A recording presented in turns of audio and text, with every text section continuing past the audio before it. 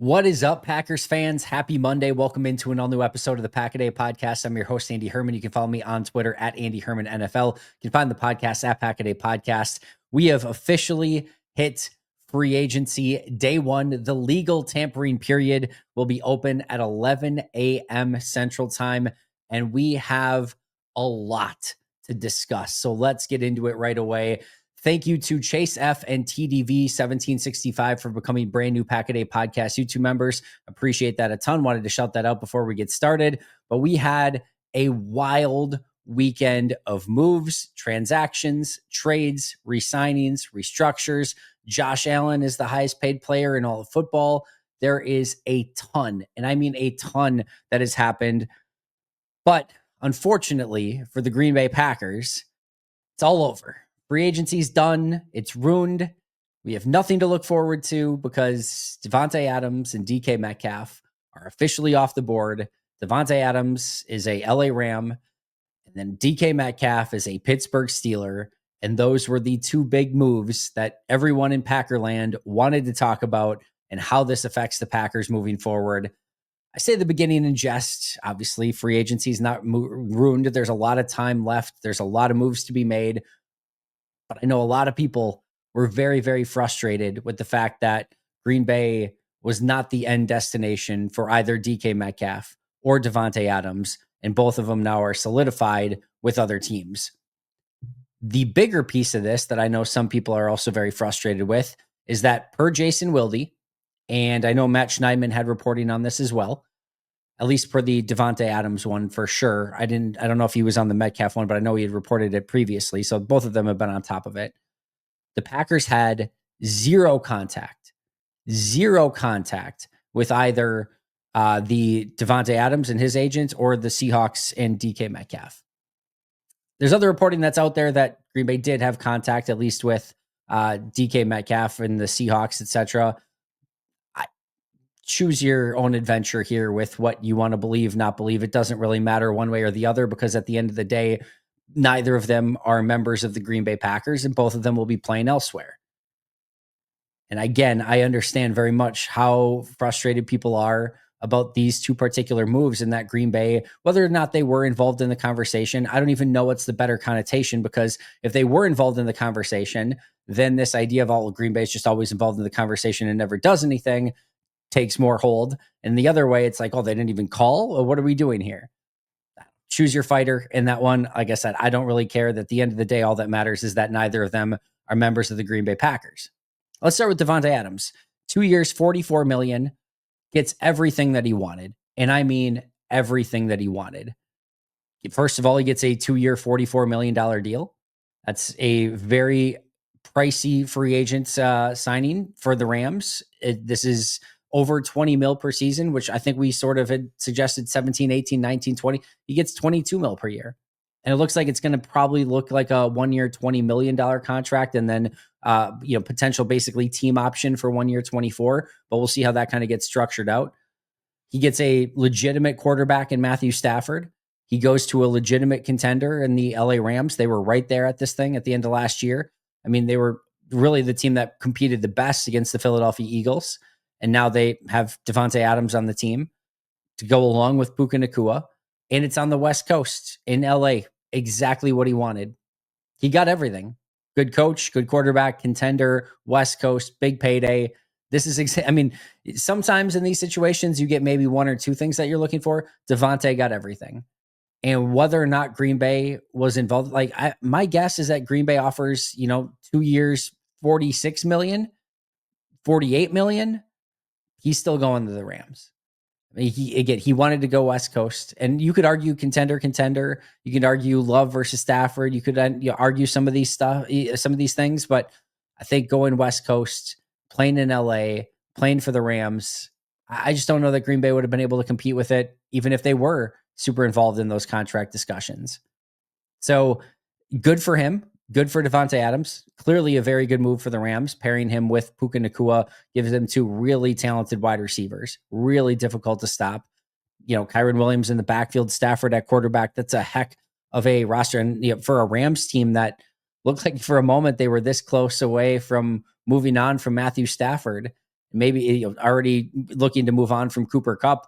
Looked like this was maybe going to go in a very different direction for the Rams. Then they bring back Alaric Jackson and Matthew Stafford. They bring in Davante Adams, and all of a sudden this looks a whole heck of a lot different than it did maybe just a week or two ago. From a DK Metcalf standpoint, the Pittsburgh Steelers give up a second-round pick. It's at least somewhat notable that Steelers second-round pick is 2 spots ahead of Green Bay. So in an ideal world, or I guess in this case a less than ideal world, where Green Bay and Pittsburgh would both offer their second-round picks, the Steelers had a pick that was 2 picks higher, so they would have chosen the Steelers if both offers were the same. Now, again, the notes, or at least the reports here, are that Green Bay did not make an offer, were not in contact. Again, we don't need to get into all of that, but had they done so, had they offered a second-round pick, the Steelers' second-round pick would have been better. The big piece here is that the contract is a reported 5-year, $150 million deal. It's another one where we're going to want to see the contract and how it's structured and everything like that, and how much of this is real and how much of it is fake. But 5 years, 150 is a legitimate, massive contract for DK Metcalf. A massive, massive contract. You're not only giving up $30 million per year on a 5-year deal for DK Metcalf, but you're also giving up a second-round pick, basically like a top 50 pick in this situation.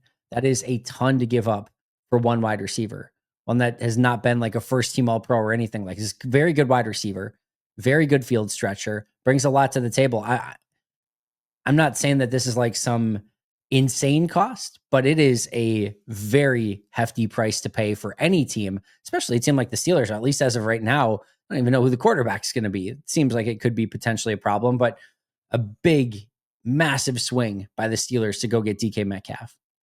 And then, of course, that brings about the string of fire Gutekunst. The Packers are just sitting on their hands again. They don't want to win. They don't care about it, et cetera, et cetera. I will say this one more time. First of all, fan how you want to fan. Do whatever you want to do. I understand the frustration at wide receiver. When it comes to wide receiver in particular, it's for whatever reason been this touchy subject, where people have always wanted them to spend a first-round pick or go get this huge playmaking wide receiver. For the most part, through the good chunk of, history, the last 30 years, Favre and Rodgers and Jordan have had some really talented wide receivers in their midst, right?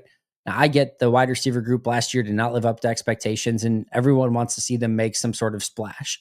And I'll also add on top of that, we've talked about for the last, month, probably more, that there were really 2 wide receivers that made sense in some real way for this team. If you were going to get somebody that was going to be at the top of this wide receiver room, which is we kind of looked at it and said, hey, they don't just need like some sort of rotational guy. They either need a big-time playmaker and or somebody who can stretch the field in a significant way. Those are the things you're kind of looking for.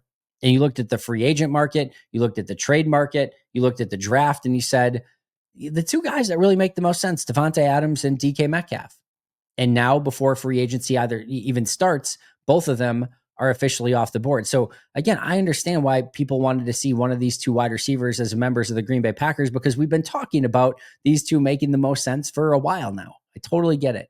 You have to look at each of these deals separately. From a Davante standpoint, we kind of touched base on it already. I just don't know that Green Bay was going to be able to get into that conversation. I mean, and let's say, right, again, if it's even 2 years, 22, I think he's clearly going Rams. If it's 2 years, 50 million, I think he's going Rams. I mean, again, you can make the offer, whatever, you can get engaged in those conversations. But where's that price point of like, all right, we're going to offer you more? Is it 2 years, 60? Are you offering him 30 mil per year? Is it 2 years, 50, 55? Like, where's that number where Davante would say yes to Green Bay? And at what point is it just no longer worth it? And I think Green Bay probably had some sense that this was just not going to be something that ended up being the case. He wanted to go West Coast. There probably wasn't going to be a number that made sense for both sides. And again, I don't know how anyone is going to beat what the Rams gave him, because the Rams gave him everything he wanted and no other team. I mean, maybe the Chargers could have done it, right? Maybe the Chargers could have done it. Yeah, I think that's probably it. I think this would have been either the Rams or the Chargers. I don't think Green Bay could have competed with this. So do I think that they maybe should have, if they weren't involved in the conversation? Sure. I just don't think it matters. I just don't think it matters, because I don't think that they were going to get a good enough offer to Davante where he would have said yes to what this was, and where he got everything he wanted. All right, so that's number 1. The DK Metcalf one. All right, we've talked about Metcalf for a while now, of how this, theoretically could make some sense. And I understand the immediate reaction of like, all it took was a second round pick. That's what it took. That you couldn't get to a second round pick for DK Metcalf. And that piece of it, totally agree with. A second round pick. Now they would have to give a little bit more to move those 2 spots ahead of where Pittsburgh was picking, right? Whether it's a 2 and a player, a 2 and like even like a 2 and a 5 should have been more than enough in that situation.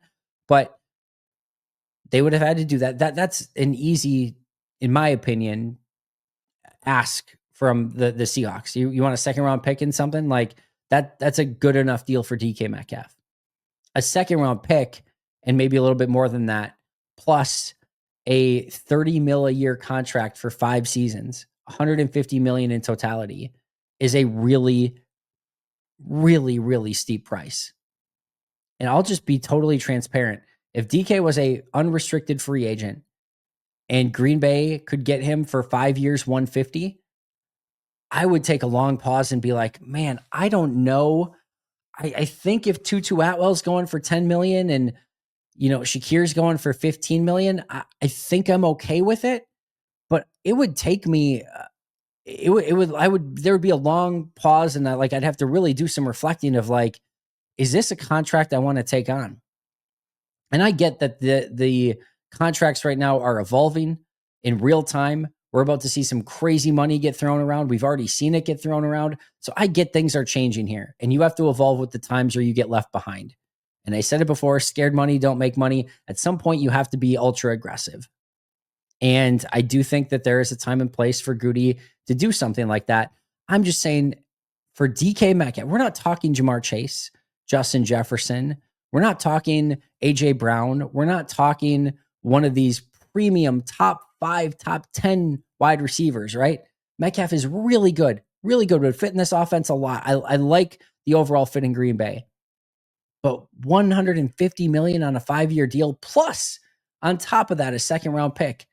And you would have had to give him more because the Steelers had the better second round pick. That is a lot to give up for one player. And it really would have, I think, nuked some of what Green Bay was going to be able to do in free agency elsewhere. And you lose that second round pick as well. So this is a huge cost, I'll say it one more time. I don't think they could have really got involved too much more in that, Rams the Davante conversation. I think he was going to go to the Rams no matter what with that contract out there. And I have no real issue of not giving up a premium draft choice plus $150 million contract for DK Metcalf. And the other thing too is, again, I mentioned it with DK, but Adams would potentially preclude you from maybe going all in a different direction as well. I'm not saying this is going to happen, but if they do go out and get a Trey Hendrickson or maybe even a Milton Williams or some big time free agent signing, it is possible that the Adams deal and certainly the Metcalf deal would have made it so that they couldn't do that.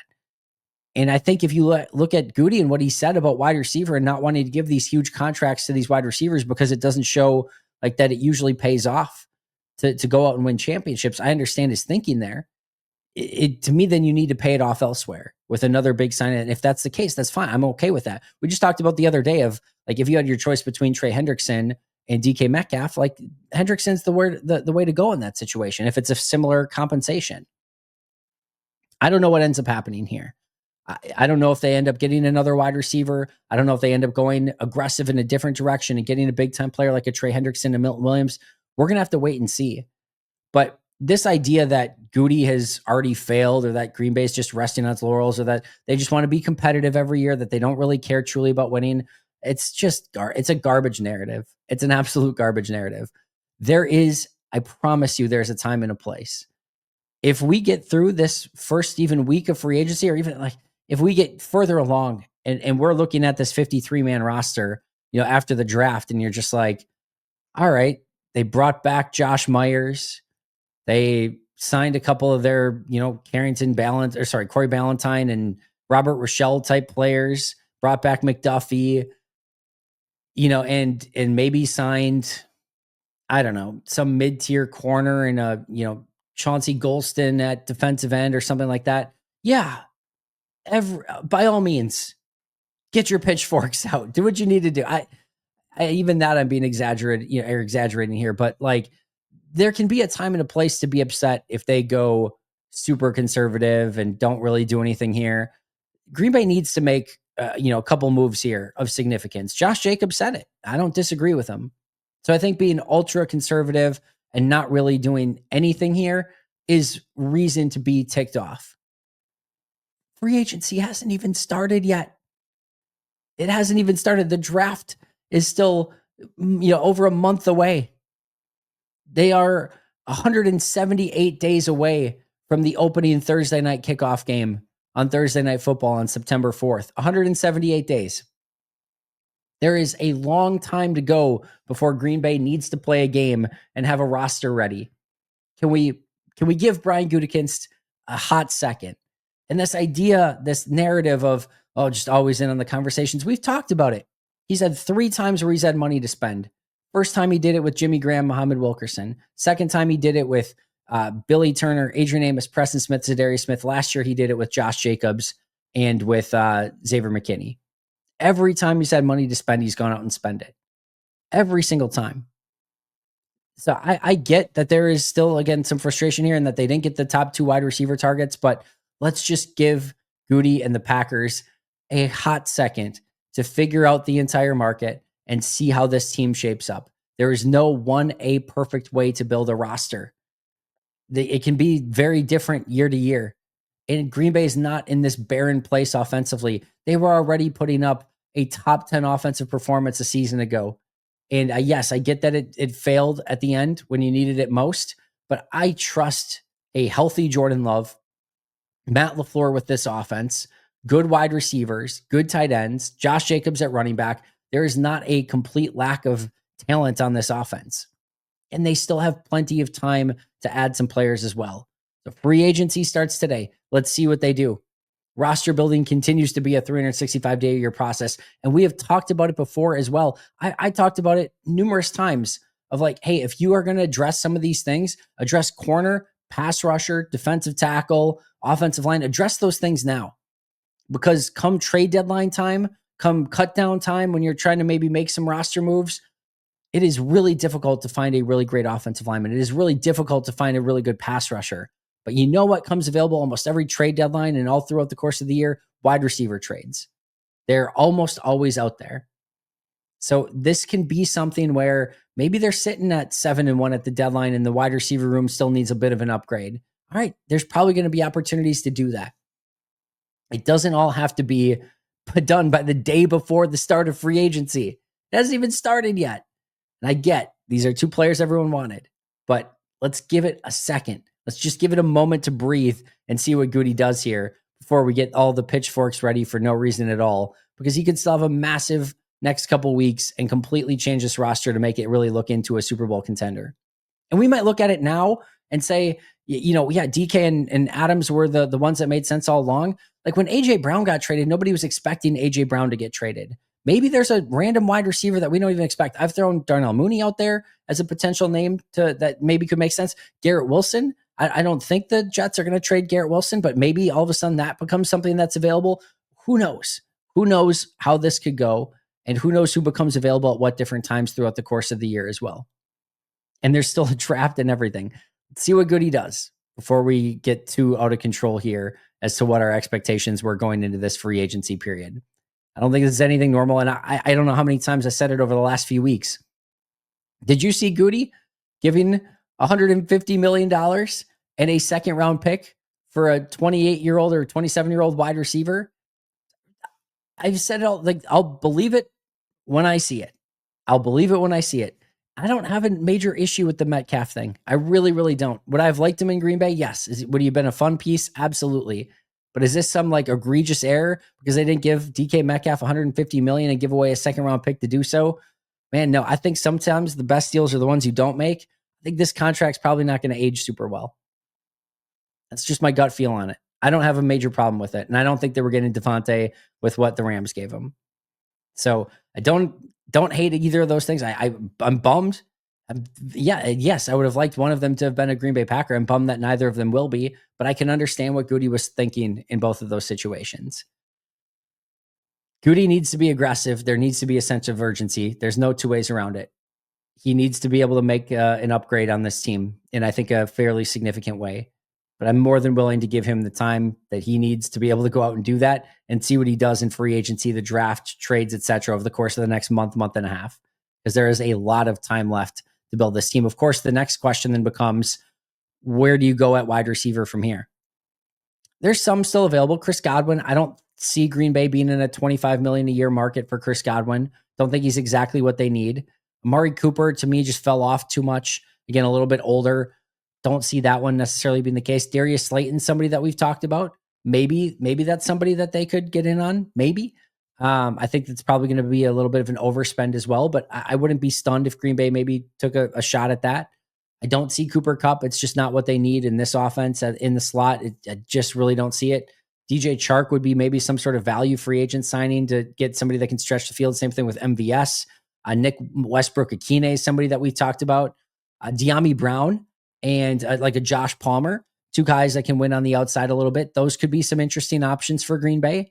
But let's see what they can either do in free agency. There's also the draft, cut downs, trade deadline later in the year. Wide receiver you can find through different points of the season. It doesn't necessarily have to be right now. Would we all like there to be a premium wide receiver out there that Green Bay could go get? Yes. But let's give it a hot second to see, again, what Green Bay can possibly do to upgrade this wide receiver room. There's not a ton out there. We can be real about it. We can be realistic. We can be disappointed. There's not a ton that's going to really move the needle in a significant way, but you never know. Like I said, weirder things have happened and strange wide receiver trades have definitely come and gone through the course of the NFL's history. And again, maybe some of these guys on the roster take a step. Maybe you find a second round gem. There are ways to still make this offense extremely successful, even with the guys that you have currently on this roster. Josh Myers and friends that are not re-signed yet. There was no movement from Green Bay standpoint other than Brandon McManus and Isaiah McDuffie. So those are all set to become free agents.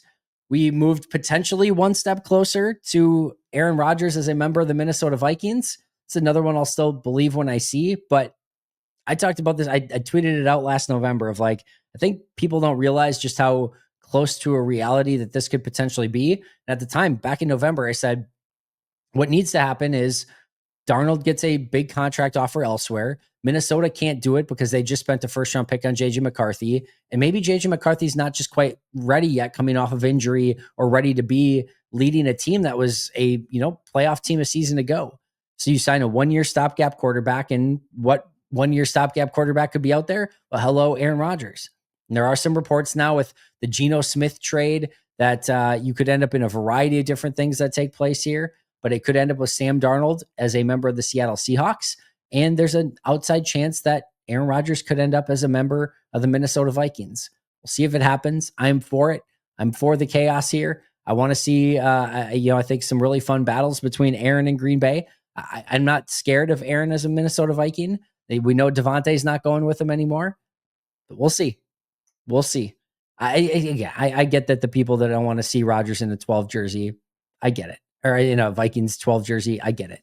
I'm not necessarily saying it needs to be the case for me. I think it's entertaining. I think there's a lot of value in it. I think this is why we enjoy the NFL. I think from an NFL standpoint, it's amazing. So if you don't want it, I get it. I think I'm more in the camp of bring it on. Sounds like a ton of fun. Let's see what happens. Meanwhile, Myles Garrett re-signs in Cleveland. That deal's done, so Myles Garrett's not going anywhere. Aaron Jones re-signs with the Minnesota Vikings. Harold Landry was released by the Tennessee Titans and then picked up already by the New England Patriots. So that's a defensive end who became available and then immediately got gobbled up. Jamian Sherwood of the Jets, he re-signs. The Lions release Zadarius Smith. Don't expect any sort of reunion there. Chiefs re-sign Nick Bolton. Jerron Reed, former Packer, re-signs with Seattle. Interesting, like the Seahawks. And trade away Geno Smith. Cut Tyler Lockett. Trade away DK Metcalf. But we're going to prioritize re-signing Jerron Reed. Just like some of these things are always very interesting to me. Baron Browning signs back with the Cardinals. The Bills release Von Miller. Zach Ertz back to the Commanders. Ronnie Stanley back to the Baltimore Ravens. That was a big one. Lions re-signed Marcus Davenport after being injured again last year. That was a little bit of a surprising one for me. Hollywood Brown back to the Chiefs. There was obviously some Xavier Worthy stuff that happened over the weekend as well. Mike Gesicki back to the Bengals. Greg Rousseau extends with the Bills. Of course, Josh Allen, the big extension with the Bills as well. Geno Smith, as mentioned, gets traded to the Raiders. Levante David re-signs with Tampa Bay in a 1-year deal. Texans release Shaq Mason, and the Commanders release Jonathan Allen. Lots going on. I think, again, the big thing here with the wide receiver moves, and the wide receiver market's been robust already. We talked about Tutu Atwell getting a $10 million deal, a Shakir deal. We've seen DK Metcalf. We see Davante Adams. Like, those wide receivers, I think, are going to come off the board very quickly. And I think that's going to make it very interesting to see, again, how Green Bay attacks that wide receiver position, specifically in this free agency period. All right, my predictions. I went over what I would do already. All right, if you missed that episode, go back and check it out. What my ideal offseason would be.